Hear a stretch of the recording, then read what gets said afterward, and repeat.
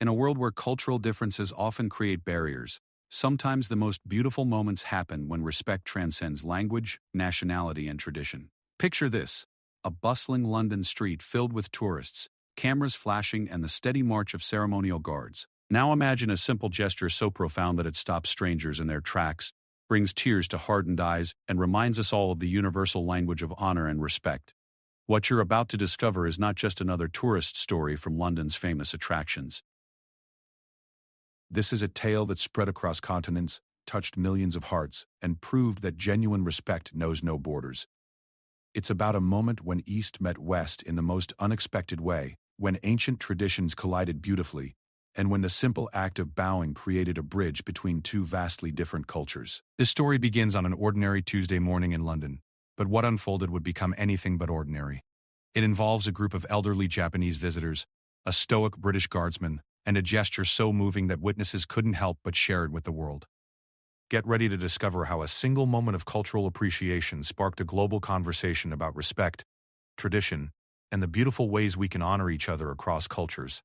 The magic lies not just in what happened, but in how it reminded us all of something we sometimes forget in our busy, disconnected world: that respect is indeed a universal language, and sometimes the most powerful messages are delivered without saying a single word. The morning sun cast long shadows across the cobblestone streets of London as Margaret Chen adjusted her camera strap and checked her watch. At 73 years old, she had traveled from Kyoto with her husband Hiroshi and their small group of friends, all of them retired teachers, who had spent decades dreaming of visiting the historic landmarks they had only seen in textbooks. This was their first trip to London, a journey they had planned meticulously for over 2 years, saving every penny from their modest pensions to make this dream come true. Margaret had always been fascinated by British culture and history. During her 40 years of teaching English in Japanese schools, she had filled her classroom walls with pictures of Big Ben, Tower Bridge, and the famous Red Guards who stood watch over the royal palaces. Her students would often ask her about these mysterious figures in their tall black hats and bright red coats, and she would tell them stories about tradition, duty, and honor that spanned centuries. Now finally, she would see them with her own eyes. The group of 8 elderly Japanese tourists moved slowly through the morning crowds, their matching blue tour group badges catching the early light. They had already visited Westminster Abbey the day before, where they had bowed respectfully before entering, much to the surprise of other visitors. For them, showing respect in sacred or important places was as natural as breathing. It was how they had been raised, how their parents had taught them, and how they had lived their entire lives. Hiroshi walked beside his wife of 48 years, his weathered hands gripping a small notebook where he had written down all the places they planned to visit. At 75, he moved with the careful precision of someone who understood that every step mattered. He had been a mathematics teacher, a man who believed in order, respect, and the importance of honoring those who serve their country. In Japan, he had always bowed to police officers, firefighters, and anyone in uniform who dedicated their lives to serving others. Their tour guide, a cheerful young woman named Emma, led them through the winding streets toward Buckingham Palace. She had worked with many international groups, but there was something special about this Japanese group. They listened intently to every word she said, asked thoughtful questions, and showed a level of respect for every location they visited that touched her heart. When they visited museums, they spoke in whispers. When they saw monuments, they stood in silent appreciation before taking any photographs. As they approached the palace grounds, the excitement in the group was palpable, though expressed in their characteristically quiet way. Mrs. Tanaka, an 80-year-old former art teacher, clutched her daughter's arm and whispered about how magnificent the architecture was. Mr. Yamamoto, a retired history professor, stood perfectly still for several minutes, taking in every detail of the building before him. For these elderly visitors, this wasn't just sightseeing. It was a pilgrimage to witness history they had studied and admired from afar. The morning crowds were already gathering for the changing of the guard ceremony, though it wasn't scheduled for another hour. Tourists from around the world jostled for the best viewing positions, cameras and phones held high, everyone eager to capture the perfect shot. The noise level was considerable. Children laughing, guides shouting instructions in multiple languages, and the constant click of camera shutters creating a symphony of modern tourism. But the Japanese group found a quiet spot slightly away from the main crowd. They weren't interested in pushing forward for the best view or competing with younger tourists for prime position. Instead, they stood respectfully at the back, content to observe from a distance. Margaret noticed how different their approach was from many other visitors. While others seemed focused on getting the perfect selfie or video for social media, her group was genuinely absorbing the experience, taking mental photographs that would last far longer than any digital image. Emma, their guide, pointed toward the palace gates and began explaining the history of the king's guard. She told them about the rigorous training required, the hours of standing perfectly still, and the deep tradition of service that each guard represented. The Japanese visitors listened with the intensity of students, nodding appreciatively as they learned about the dedication required for such a position.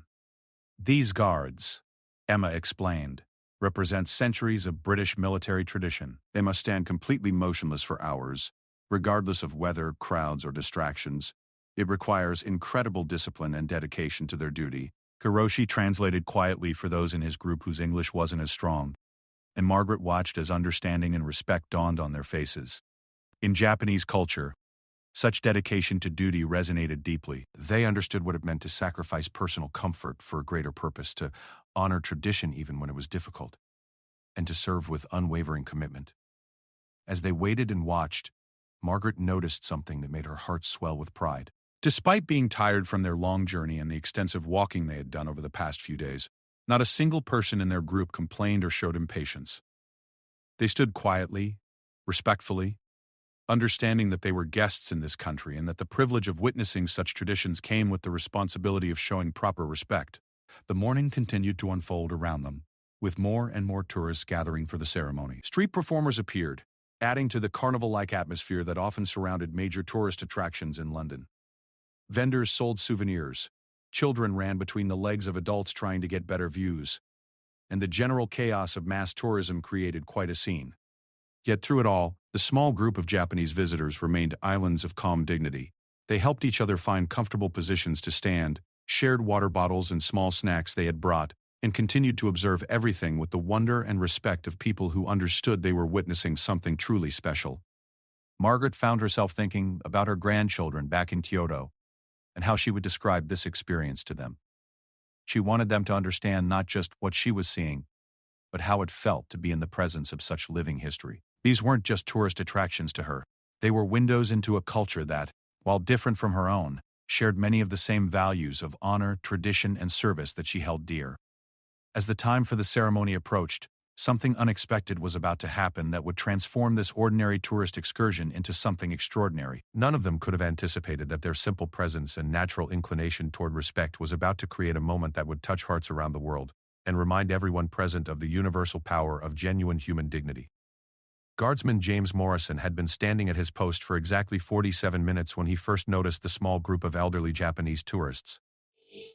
At 26 years old, James had served in the Grenadier Guards for 4 years, and during that time he had developed an almost supernatural ability to observe everything around him while maintaining the required stoic expression and perfect stillness that his position demanded. From behind the imposing facade of his ceremonial uniform, the iconic red tunic with its gleaming buttons, the towering bearskin hat that added nearly 2 feet to his height, and the polished boots that reflected the morning sun, James watched the world with the trained eyes of a professional soldier. He had learned to notice everything: potential security threats, unusual behavior, changes in crowd dynamics, and the countless small human dramas that played out before him every day. Standing guard at Buckingham Palace wasn't just about looking impressive for tourists, though many people assumed that was the extent of his duties. James was a fully trained soldier who had served in Afghanistan before taking on this ceremonial role. He understood the weight of tradition he carried on his shoulders, the history represented by his uniform, and the importance of maintaining the dignity of his position no matter what happened around him. During his time on guard duty, James had witnessed everything imaginable. He had seen marriage proposals, family reunions, and emotional moments, as people from around the world came to witness British traditions. He had also endured less pleasant experiences: tourists who tried to make him laugh, break his concentration, or even touch him despite clear barriers and warnings. Some visitors seemed to view him more as a tourist attraction than as a serving soldier deserving of respect. But something about this particular group caught his attention in a way that was entirely different. While other tourists pushed forward, talked loudly, and jostled for position, these elderly Japanese visitors stood quietly at the back. They weren't taking endless selfies or trying to get his attention. Instead, they observed with a reverence that James found deeply moving, though his training prevented him from showing any outward reaction. James had developed a deep appreciation for different cultures during his military service. He had worked alongside soldiers from many nations, and had learned to recognize genuine respect when he saw it. What he observed in this group reminded him of the military protocol he was familiar with, the way soldiers from different countries could acknowledge each other's service and dedication without words, simply through their bearing and behavior. Through his peripheral vision, he watched as the elderly Japanese woman at the front of the group, Margaret, though he didn't know her name, carefully observed every detail of his uniform, his posture and his position. Unlike many tourists who seemed to view him as a curiosity or photo opportunity, she was clearly studying him with the respect one might show a piece of living history. Her husband stood beside her with the straight-backed posture of someone who understood military discipline, even though James could tell he was a civilian. The morning sun grew warmer, and James felt sweat beginning to form under his heavy uniform. But his training kept him perfectly still. This was part of the job, maintaining composure regardless of physical discomfort, weather conditions, or external distractions. He had stood through rain, snow, blazing heat, and bitter cold, always maintaining the same unwavering position that had been perfected over centuries of British military tradition. As he continued his vigil, James found himself thinking about his grandfather, who had served in the same regiment during World War II. His grandfather had often spoken about the importance of duty, honor, and the way military service connected him to something larger than himself. Standing here now, representing not just the current military but centuries of soldiers who had stood at these same posts, James felt that connection deeply. He noticed that the Japanese visitors weren't just passively observing, they were actively learning. Their guide was explaining something to them, and they listened with the intensity of students. When she pointed out details about his uniform, or discussed the history of his regiment, they nodded with understanding and appreciation. This wasn't casual tourism for them. It was clearly a meaningful experience that they were approaching with the seriousness it deserved. James had been trained to maintain his focus despite countless distractions, but he found his attention continually drawn back to this group. There was something in their quiet dignity that reminded him of why he had chosen to serve in this ceremonial role. While his friends in other military positions sometimes teased him about being a tourist attraction, James understood that his role was about preserving and presenting living history to people from around the world. The crowd around the palace gates continued to grow as the time for the changing of the guard approached. James could hear the excitement building, voices getting louder, more movement as people positioned themselves for better views, and the general energy that preceded any major ceremonial event. Tour guides were explaining the procedure to their groups, children were asking questions, and cameras were being prepared for the spectacle to come. Through it all, the Japanese group remained remarkably composed. James noticed that they helped each other, making sure the older members of their group had good positions and weren't being pushed by the increasingly dense crowd. When a family with small children struggled to find a good viewing spot near them, the Japanese visitors graciously made room, smiling kindly at the children and nodding respectfully to the parents. James's military training had taught him to read people quickly and accurately. He could usually tell within moments whether someone approaching his post was likely to cause problems, show respect, or fall somewhere in between. With this group, he sensed something different, a level of respect and understanding that went beyond typical tourist curiosity. He remembered his training instructor's words about the responsibility that came with wearing the uniform. You represent not just yourself, not just the regiment, but the entire tradition of service that has protected this nation for centuries. Every person who sees you in that uniform should understand what dedication and honor look like. Looking at these elderly Japanese visitors, James felt that they truly did understand. Their quiet observation, their respectful distance, and their obvious appreciation for what he represented touched something deep in his professional pride. He found himself wanting to somehow acknowledge their respect, though his duties required him to remain motionless and expressionless. As the ceremony time approached, James prepared himself mentally for the precisely choreographed movements that would soon begin. Every step, every turn, every gesture had been practiced thousands of times until it became second nature. The changing of the guard was a display of military precision that represented the highest standards of discipline and training. But even as he prepared for the ceremony, James continued to be aware of the Japanese group. He sensed that something special was about to happen, though he couldn't have predicted exactly what. There was an energy in the air, a sense of mutual respect and recognition that seemed to be building between the formal requirements of his duty and the genuine appreciation of these foreign visitors. What James didn't know was that Margaret and her companions were also feeling something special about this moment. They had traveled thousands of miles to witness this tradition, and they were about to demonstrate their own cultural values in a way that would create an unforgettable bridge between two very different but equally dignified traditions of honor and respect. The stage was set for something beautiful to unfold, something that would remind everyone present that respect, honor, and human dignity are truly universal languages that transcend borders, cultures, and generations. The sound of approaching footsteps echoed across the courtyard in perfect synchronization, announcing the arrival of the new guard unit. The crowd fell into an expectant hush as the ceremony they had all been waiting for was about to begin. Cameras were raised, children were lifted onto shoulders, and hundreds of eyes focused on the approaching soldiers who marched with the precision that had made British military ceremonies legendary around the world. Margaret Chen stood with her group, feeling her heart rate increase with anticipation. This was the moment she had dreamed about for years, witnessing the famous changing of the guard ceremony that she had shown her students in countless photographs and videos. But being here in person, feeling the weight of history and tradition surrounding her was more moving than she had ever imagined it could be. As the new guards approached, Margaret could see the incredible discipline required for such a performance. Each soldier moved as if they were part of a single organism, their steps perfectly timed, their bearing absolutely straight, their focus unwavering. She thought about the hours of practice this must have required, the dedication to achieving such perfection, and the pride these young men must feel in representing centuries of military tradition. Hiroshi stood beside his wife, equally transfixed by the precision of the ceremony. As a former mathematics teacher, he appreciated the geometric perfection of the formation, the precise timing of each movement, and the way individual soldiers sublimated their personal identity to become part of something greater. This resonated deeply with Japanese cultural values about the importance of the group, the beauty of synchronized effort, and the honor of serving something beyond oneself. The ceremony began with the formal presentation of orders, a ritual exchange between the old guard and the new that had been performed with identical precision for generations. Each word was pronounced clearly, each movement executed with military sharpness, and each gesture carried the weight of tradition that connected these modern soldiers to countless others who had performed these same duties throughout British history. James Morrison maintained his position as the relief ceremony unfolded around him, but he remained acutely aware of the Japanese group. Even as his training kept his eyes fixed straight ahead, his peripheral vision allowed him to see their quiet attention and obvious respect for the solemnity of the moment.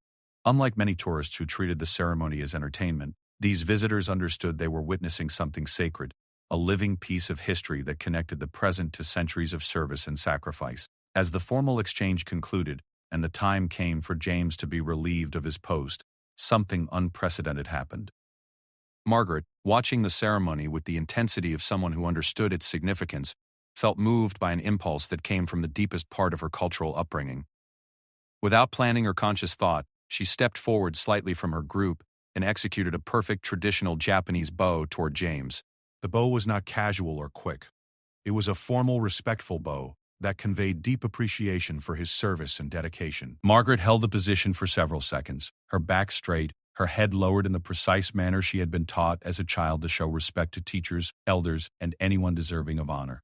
It was the kind of bow reserved for the most solemn occasions, the most respected individuals, and the most important moments. The effect was immediate and electric.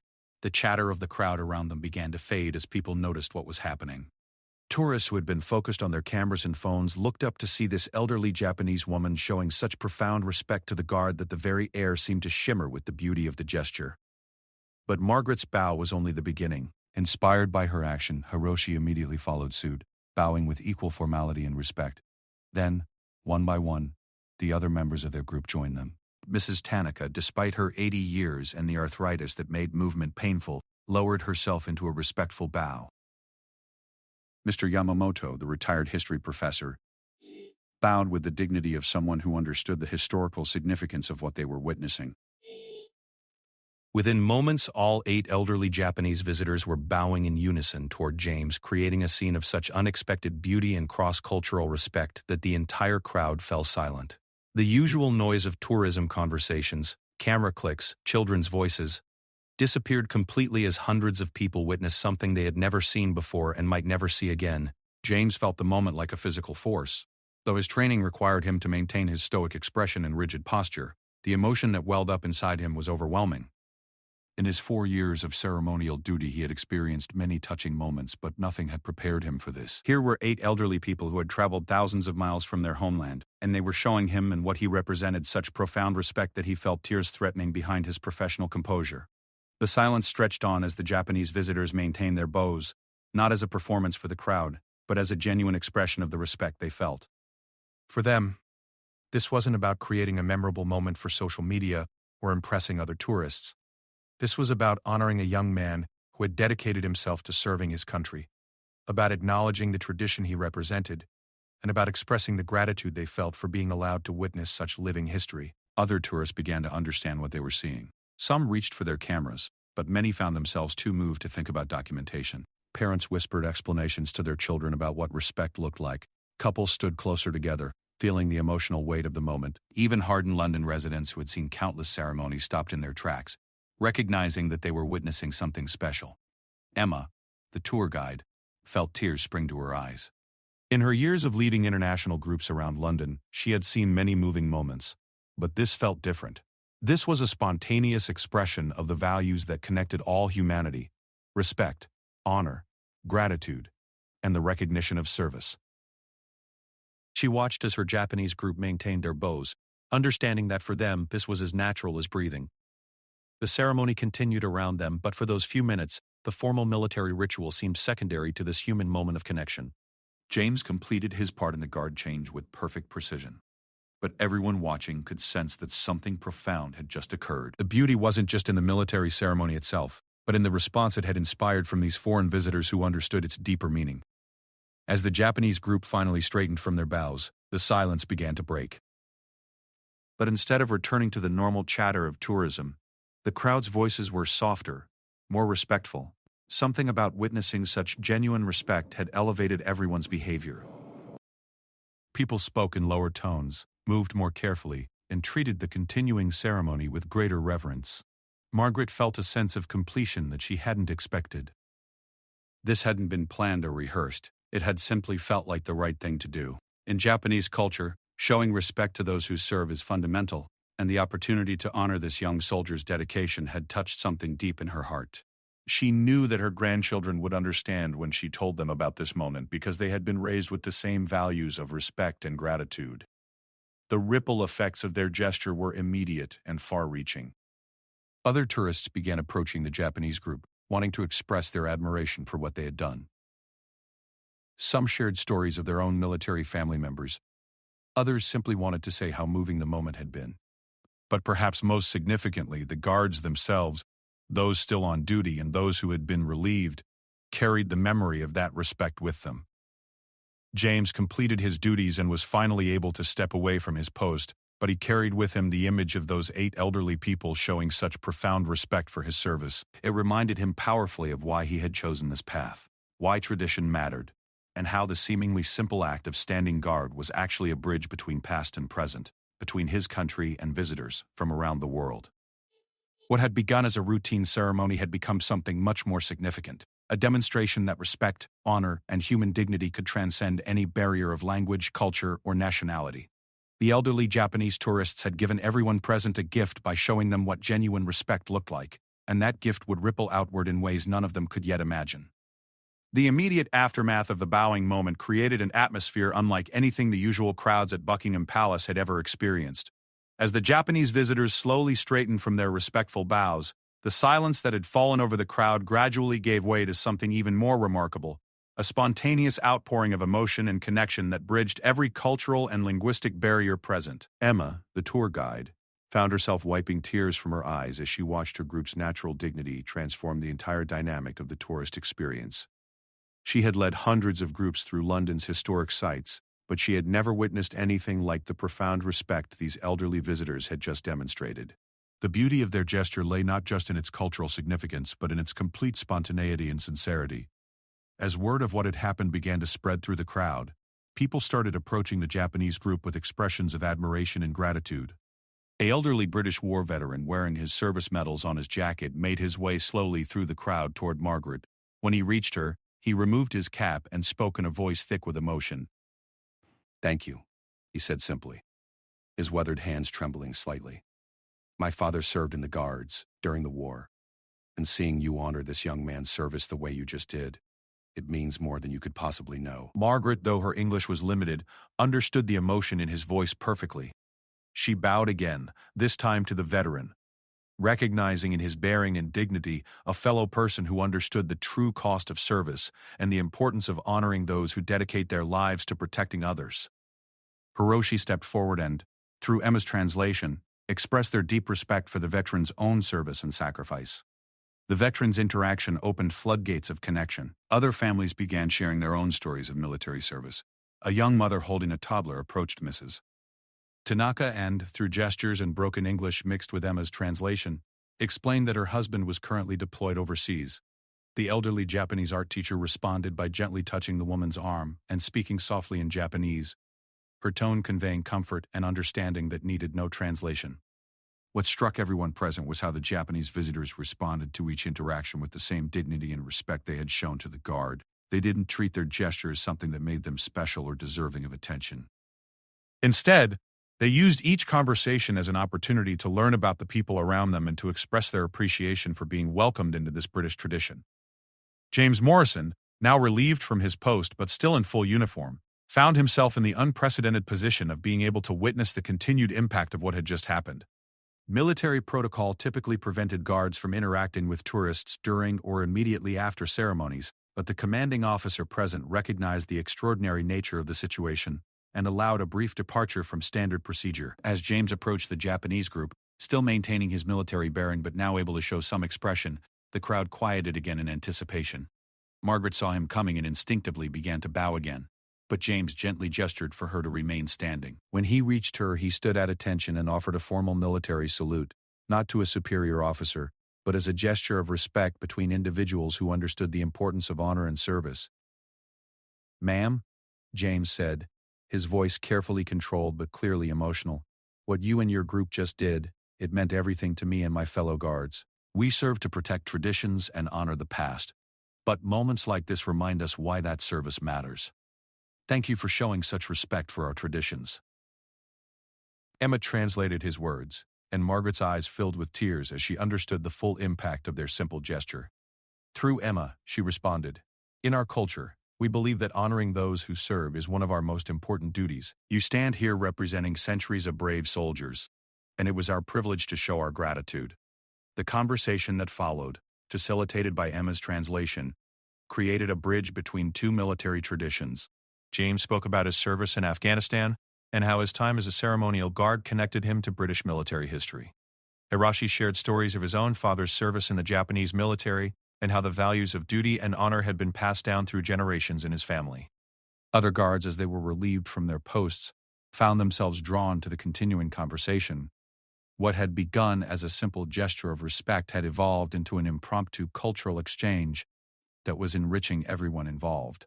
The Japanese visitors learned about British military traditions while the guards gained insights into Japanese concepts of honor and respect. Mr. Yamamoto, the retired history professor, found himself in animated discussion with one of the younger guards about the parallels between British and Japanese military ceremonies. Despite the language barrier, their shared understanding of history and tradition created an immediate connection. The guard was fascinated to learn about Japanese military customs, while Mr. Yamamoto was eager to understand more about the specific traditions he was witnessing. The crowd around them had grown as word spread through the area about what was happening. But rather than becoming a spectacle, the gathering maintained the respectful atmosphere that the Japanese visitors had created with their initial gesture. People spoke in hushed tones, children stood quietly beside their parents, and even the most casual tourists seemed to understand they were witnessing something significant. Local London residents who had happened to be passing by found themselves stopping and staying. An elderly British woman who had lived near the palace for 60 years approached Emma and said, "I've watched thousands of these ceremonies, but I've never seen anything as moving as what just happened. Those visitors have reminded us all of what respect really looks like." The impact extended beyond the immediate crowd. Other tourists began emulating the respectful behavior they had witnessed, speaking more quietly, observing the continuing ceremony with greater attention, and treating the guards with increased consideration. The Japanese visitors had unknowingly created a ripple effect that elevated the entire experience for everyone present. Margaret noticed the change in atmosphere and felt a deep sense of satisfaction. This was what travel should be about, not just seeing new places, but creating connections and understanding between people from different cultures. She thought about her students back in Kyoto and how proud they would be to hear about this moment. She had always taught them that respect was a universal language, and today she had proven it. As the formal ceremonies concluded and the crowd began to disperse, the connections formed during this extraordinary morning continued. Several British families exchanged contact information with members of the Japanese group, promising to stay in touch and perhaps visit each other in their home countries. The guards, though required to return to their duties, carried with them a renewed sense of pride in their service and a deeper understanding of its meaning to people from around the world. Emma found herself reflecting on how her job as a tour guide had suddenly become so much more meaningful. She had always enjoyed sharing London's history with visitors, but this morning had shown her the true power of cultural exchange. She made a mental note to share this story with other tour guides, hoping to inspire more moments of genuine connection between visitors and the traditions they came to witness. The Japanese group prepared to continue their tour, but they carried with them the knowledge that their simple act of respect had created something beautiful. They had given everyone present a gift, a reminder of the values that connect all humanity and a demonstration of how those values could be expressed across any cultural divide. As they walked away from the palace, heading toward their next destination, the elderly Japanese visitors left behind more than just footprints. They had left a lasting impression on everyone who witnessed their gesture, proving that sometimes the most profound messages are delivered not through words, but through the simple act of showing respect from one human being to another. What happened next transformed a beautiful moment into something that would touch hearts around the globe. Among the witnesses to the Japanese tourists' respectful bow was Sarah Mitchell, a freelance photographer who had been documenting London's tourism industry for a travel magazine. Sarah had initially come to capture typical tourist shots of the changing of the guard ceremony, but when she witnessed the elderly Japanese visitors' spontaneous gesture of respect, she knew she was seeing something extraordinary. Sarah's photographs of the moment, 8 elderly Japanese tourists bowing in perfect unison to the stoic guard, captured not just an image, but an emotion. The composition was striking, the formal red-coated guards standing at attention while the elderly visitors showed their profound respect through their traditional bow. But beyond the visual impact, the photos conveyed something deeper about human dignity, cultural appreciation, and the universal language of respect. When Sarah uploaded the images to her social media accounts that evening, she wrote a simple caption: "Today I witnessed something beautiful at Buckingham Palace." These elderly Japanese tourists, moved by respect for the guard's dedication, offered traditional bows to honor his service. In a world that often feels divided, this moment reminded me that respect and dignity are universal languages. The response was immediate and overwhelming. Within hours, the photos had been shared thousands of times across multiple platforms. People from around the world commented with their own stories of cross-cultural respect, shared memories of military service in their families, and expressed how moved they were by the simple beauty of the gesture.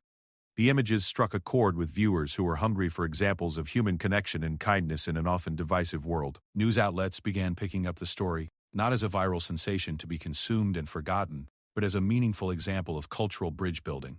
The BBC featured it in their evening news, interviewing both tourists and guards about the impact of the moment. CNN International ran a feature story about how travel can create understanding between cultures. Japanese television networks covered the story extensively, with many viewers expressing pride in how their fellow citizens had represented their country's values abroad. Back in Kyoto, Margaret's granddaughter Yuki was among the first to see the photos circulating online. When she called her grandmother that evening, her voice was filled with excitement and pride. "Grandma, your picture's everywhere. People all over the world are talking about what you did. You've shown everyone what our culture teaches about respect." Margaret was initially surprised and somewhat overwhelmed by the attention, but as Yuki read her some of the comments from people around the world, she began to understand the broader impact of their simple gesture. Messages came from military families thanking them for honoring service members, from other Japanese citizens expressing pride in their representation of their culture, and from people of all nationalities who had been moved by the example of cross-cultural respect. James Morrison found himself at the center of unexpected attention as well. Fellow guards approached him to share how the Japanese visitors' gesture had affected them, and he began receiving messages from military personnel around the world who had seen the coverage. A Royal Marine sergeant wrote to tell him how the photo had reminded him why he was proud to serve. A veteran from Canada shared how the image had brought tears to his eyes as he remembered his own years in uniform. The story resonated particularly strongly with military communities worldwide because it represented something they rarely experienced: civilian recognition that went beyond casual appreciation to genuine understanding of their sacrifice and dedication. The Japanese visitors hadn't just said thank you for your service.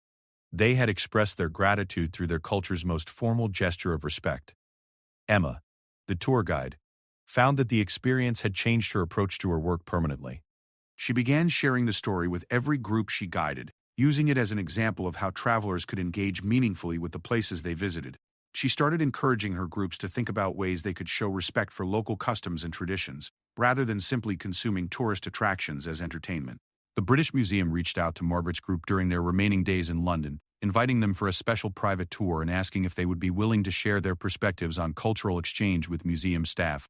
The invitation led to meaningful discussions about how cultural institutions could better serve international visitors and create opportunities for genuine cultural understanding. Hotels and tourism businesses throughout London began sharing the story as an example of the kind of meaningful travel experiences the city could provide. The images became symbols not of London as a tourist destination, but of London as a place where different cultures could meet with mutual respect and understanding. Perhaps most significantly, the story inspired other travelers to think differently about their own journeys. Social media began filling with examples of travelers making efforts to understand and respect local customs. American family visiting Japan shared photos of themselves learning to bow properly before entering a temple. British tourists in France wrote about their efforts to learn basic French phrases to show respect for their hosts. The ripple effect of the Japanese tourists' gesture continued to spread. Schools in both Japan and Britain began using the story as a teaching tool about cultural sensitivity and international understanding. Students discussed how small gestures could have large impacts, and how travel could be a force for building bridges between nations. Margaret received letters from British schoolchildren thanking her for showing them what respect looked like in practice. The military implications extended far beyond the ceremonial guards. Training academies began using the images in discussions about what it means to serve and why that service matters to people around the world. The photos served as powerful reminders that their dedication was recognized and appreciated by people they would never meet, from cultures they might never fully understand, but who shared their values of honor and duty. 6 months later, Margaret received an invitation that surprised and delighted her entire family. The British Embassy in Tokyo invited her and her travel companions to a special reception, honoring cultural ambassadors, ordinary citizens, who had strengthened the bonds between Britain and Japan through their actions. At the reception, Margaret met other Japanese citizens who had contributed to international understanding, as well as British residents of Japan who had worked to build cultural bridges. During the ceremony, the British ambassador to Japan spoke about how Margaret's simple gesture had accomplished more for British-Japanese relations than years of formal diplomatic efforts. He presented her with a certificate recognizing her as an unofficial ambassador of goodwill between the two nations. In her brief acceptance speech, translated by the embassy staff, Margaret said, "We only did what felt natural, showing respect to someone who dedicates his life to serving others." If this small gesture helped people understand each other better, then our journey to London was more successful than we ever imagined. The story continued to resurface periodically, particularly during times of international tension when people needed reminders of the connections that unite humanity across cultural and political divides. The images became symbols of hope, representing the possibility of understanding and respect even between peoples with very different backgrounds and traditions. James Morrison, now promoted to sergeant, often thought about that morning when he faced difficult moments in his military career. The memory of those 8 elderly visitors showing such profound respect for his service reminded him that his dedication mattered to people around the world, and that the values he represented transcended national boundaries. Years later, when Margaret's grandchildren finally made their own trip to London, they sought out the same guard post where their grandmother had made history with a simple bow. Standing in the same spot, they understood more deeply the values she had taught them and the way those values could create connections across any divide. The legacy of that single moment of respect continued to inspire people to approach their travels, their interactions with different cultures, and their daily lives with greater awareness of the power of simple human dignity. In a world that often seemed focused on differences and divisions, the story of the Japanese tourist's bow served as an enduring reminder that respect, honor, and appreciation for service are truly universal languages that can unite hearts across any boundary.